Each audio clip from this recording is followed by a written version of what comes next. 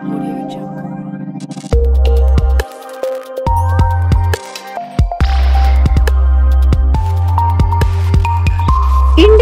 TV9 news Maharashtra. Share मार्केटमध्ये पैसे गुंतवून 5% दराने मोबदला देण्याचे आमिष दाखवून 80 लाखांची फसवणूक केल्याची घटना 1 ऑगस्ट 2021 ते 20 जानेवारी 2025 दरम्यान घडली। या प्रकरणी आशिष अशोक पाटील वय 25 राहणार न्यू संतोष नगर जुळे सोलापूर यांनी विजापूर नाका पोलीस ठाण्यात फिर्याद दिली आहे। त्यांच्या फिर्यादीवरून निवृत्ती मारुती पैलवान व त्यांची पत्नी सुरेखा निवृत्ती पैलवान दोघेही राहणार आर्च रेसिडेन्सी SRP कॅम्प जवळ विजापूर रोड यांच्या विरुद्ध गुन्हा दाखल झालाय। सध्या सोलापुरात शेअर बाजारात गुंतवणुकीचे पेव सुटले आहे।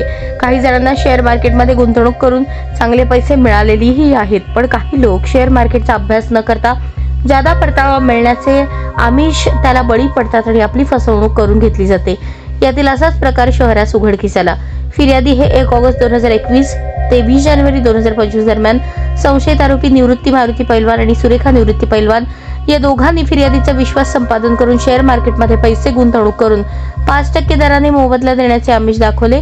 शहरातील वेगवेगळ्या ठिकाणी फिर्यादीकडून रोख आणि ऑनलाईन असे एकूण 80 लाख रुपये घेऊन 20 जानेवारी नंतर ठरल्याप्रमाणे मोबदला न देता आर्थिक फसवणूक केल्याचे फिर्यादीत नमूद आहे।